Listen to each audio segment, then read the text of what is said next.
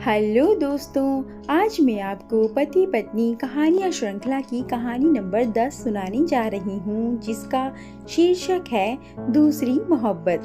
तो आइए कहानी की शुरुआत करते हैं। पर कहानी सुनने के पहले कृपया वीडियो को लाइक, शेयर और चैनल को सब्सक्राइब करना ना भूलें। सुबह की ये तीसरी चाय थी, उतनी ही बेस्वाद जितनी पहली थी। बची चाय किचन सिंक में उड़ेलने के बाद भी कप की तली में निशान लगे हुए थे। तेज पानी की धार कप में छोड़ी तो निशान चला गया, लेकिन महक रह गई थी। मेरे हाथ से कप फिसलकर सिंक में गिर गया था। कुछ भी संभालना अब मेरे बस का नहीं। मम्मी, मैं निकलूं? देर हो गई तो विवेक बड़बड़ करेगा। श्रुति ठीक मेरे पीछे खड़ी थी। मेरी पीठ पर फैला रूखापन वो छू नहीं पाती क्या? मैंने बिना देखे पूछा, विवेक है कहाँ? नाश्ता भी नहीं किया उसने? मेरे सवाल का जवाब बाहर पोर्च में खड़ी कार के हॉर्न ने दे दिया था। श्रुति बाय मम्मी कहती हुई तेजी से चली गई थी। किचन की खिड़की से ही झांक कर मैंने देखा था। बालों को ठीक करती हुई, पर्स संभालती हुई श्रुति आगे वाली सीट पर बैठ गई थी। कुछ तो बोल रही थी वो, जिसको सुनकर विवेक हंसने लगा था। क्या बोली होगी? यही कि मम्मी आज भी चिड़ी हुई थी। और विवेक, उसने हंसकर क्या कहा होगा? कम ऑन भाभी, मम्मी कब नहीं चिढ़ती रहती। नहीं, ये नहीं, बल्कि उसने पूछा होगा कैसी लग रही हूँ। विवेक हंसा होगा, क्या भाभी, तुम कब अच्छी नहीं लगती। मेरा दिमाग बिल्कुल उसी कप की तरह हो गया था। निशान जाते ही नहीं थे। जोर लगाकर निशान छुड़ा भी दूं तो महक रह जाती थी। मैंने सिंक में पड़े कप को सूंघा। छी, महक नहीं, बदबू कहते हैं इसे। 2 साल पहले इसी महीने परिवार में आई श्रुति खुशबू का झोंका बनकर आई थी। रौनित और श्रुति मैट्रिमोनियल वेबसाइट पर मिले, एक दूसरे को पसंद किया। हम दोनों परिवारों ने पहली ही मुलाकात में तय कर लिया था कि इससे ज़्यादा अच्छा अब और कुछ नहीं हो सकता था। आनन फानन में सगाई, शादी सब निपट गया था। मेरा पूरा परिवार हो गया था। 2 बेटों के साथ घर में बहू भी थी, जिसने आते ही बेटी की कमी पूरी कर दी थी। कभी मेरे बिखरे कॉस्मेटिक्स व्यवस्थित करके सजा देती, कभी चुपचाप मेरी अलमारी में एक नई कुर्ती टांग जाती। मैं गुस्सा जाती थी। चाहिए ही नहीं था, तुम रुपये में आग लगाती हो। वो गले में बाहें डालकर झूल जाती।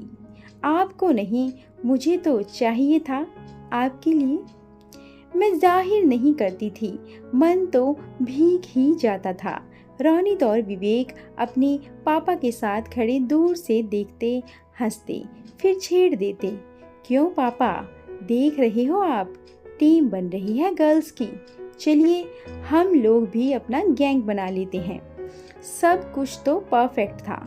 क्या कहते हैं, आइडियल फैमिली, बिल्कुल वही। कुछ ऐसा कि जिसको देखकर दूसरों के मन में डहा उठती। पता नहीं किसकी डहा सब कुछ लील गई। मैंने सिरहाने रखी बाम की शीशी खोली और सूंघ ली।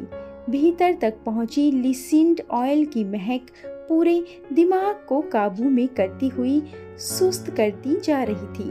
मैंने आंखें मूंद ली, लेकिन दिमाग पल भर के लिए भीतर फिर दौड़ने लगा था। कब, कहाँ, कौन सी गलती हो गई और किससे?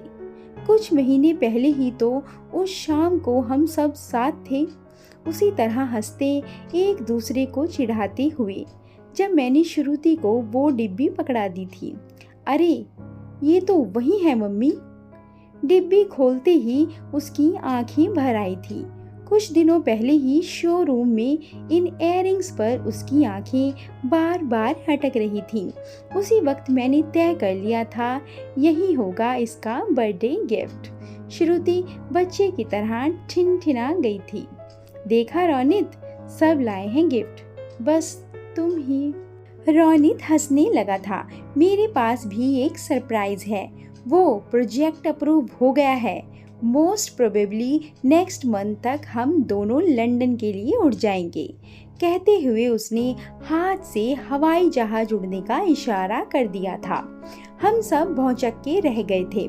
अचानक ये सब बात तो वो करता था इस प्रोजेक्ट की, लेकिन ये सब इतनी जल्दी। मेरा मन खराब होने लगा था। रोनित ने तुरंत कहा, सुनो तो मम्मी, 1 साल का प्रोजेक्ट है बस।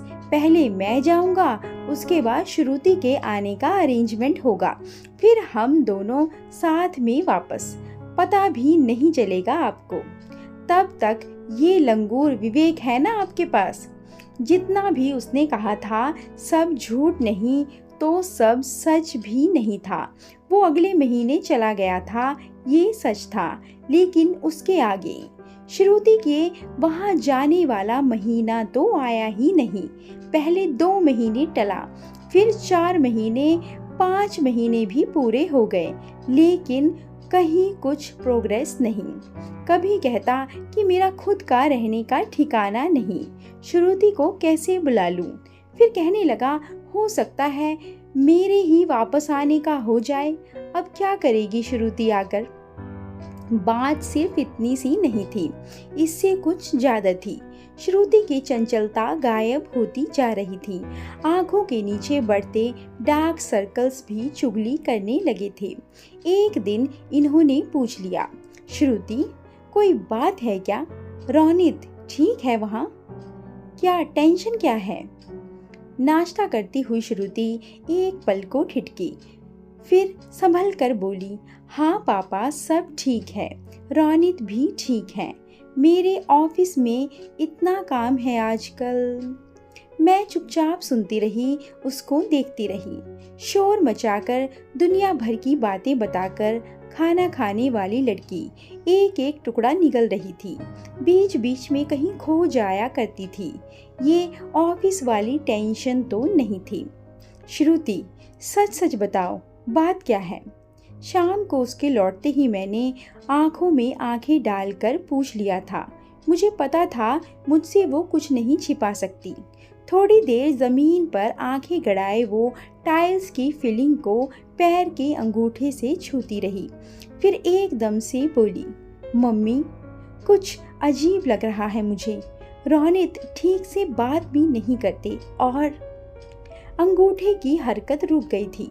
टप टप 2 आंसू उसके कुर्ते पर गिरे।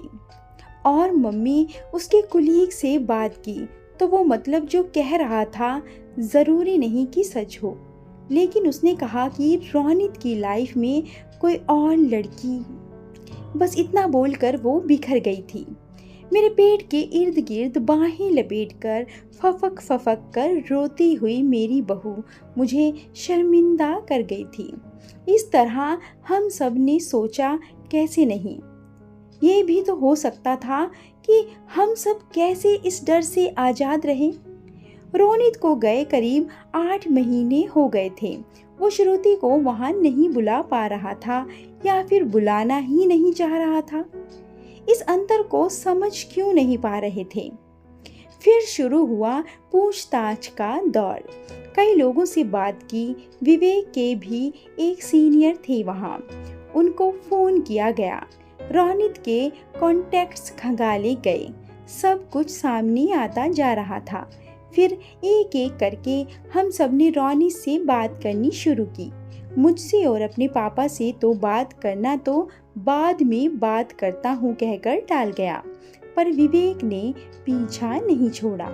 दोनों भाइयों में खुलकर बात हुई और वो बातें जब हमारे सामने खुलकर आई तो लगा कि पैर के नीचे जमीन ना होकर दलदल हो। पल पल अपने पास घसीटता हुआ हमारा दम घूंटता हुआ। भैया ने कहा है कि वो अब पीछे नहीं लौट सकते, मतलब वो सीरियसली इन्वॉल्व्ड हैं। अगले 2 दिनों तक मैं बिस्तर से उठ नहीं पाई थी। सलाइन चढ़ती जा रही, दवा भी, लेकिन ब्लड प्रेशर नॉर्मल नहीं हो पा रहा था। अपनी कमजोरी पर रोना भी आया, जिस समय मुझे श्रुति को संभालना चाहिए था, उस समय मैं खुद ही पड़ गई थी। श्रुति के पेरेंट्स भी आए, मुझे देखने आ रहे हैं, कहा तो ऐसा था, लेकिन आते ही असली बात भी कह दी। देखिए, अब सब कुछ साफ है। ऐसे में श्रुति के यहाँ रहने का कोई मतलब नहीं है। दिल्ली ऑफिस में ट्रांसफर हो जाएगा श्रुति का। मेरे पास इस बात का कोई जवाब नहीं था। रोनित के पापा ने हाथ जोड़ दिए थे। ट्रांसफर में भी टाइम लगेगा ही, थोड़ा रुक जाइए, बस एक बार सामने बैठकर बात हो जाए, फिर आपकी जो मर्जी। 2-3 महीने में रोनित वापस आ रहा है, क्या पता सब कुछ सही ही हो जाए। तब तक प्लीज। श्रुति के मन में भी शायद यही था। एक बार फिर शुरू हुआ इंतजार का एक और दौर, पल पल डराता हुआ डरावना, दिन खींच खींच कर लंबे करता हुआ बोझिल। श्रुति की ओर मैं देखती तो लगता इत्र की शीशी किसी ने खुली छोड़ दी। भीतर कुछ भी नहीं रह गया, ना तो ठीक से खाती, ना कहीं जाती। घर से ऑफिस, ऑफिस से घर, बस इतना ही। कभी शॉपिंग की बात की तो सफाई से टाल गई, ना मूवी ना रेस्टोरेंट। मेरा अपराध बोध बढ़ते बढ़ते मुझको ही लीलने लगा था। विवेक, कल हम सब लोग मूवी चलेंगे, कुछ और प्लान मत बनाना। और हाँ, ऑफिस से आकर अपने कमरे में मत घुसे रहा करो, श्रुति से बात कर लिया करो, घुल रही है वह। मेरे ही दिए गए सुझाव थे ये सब। कौन सा ग्रह आकर जमा था मेरी कुंडली में, जो मुझे डाल पर बैठाकर हाथ में कुल्हाड़ी थमा गया था। अगले दिन मूवी जाने से तुरंत पहले मुझे भयंकर पेट दर्द उठा। अपनी कसम चढ़ाकर मैंने दोनों बच्चों को ही भेज दिया। दोस्तों, कहानी के भाग 2 के लिए इंतज़ार करें। और वीडियो अच्छी लगी हो तो वीडियो को लाइक, शेयर और चैनल को सब्सक्राइब करना ना भूलें। धन्यवाद।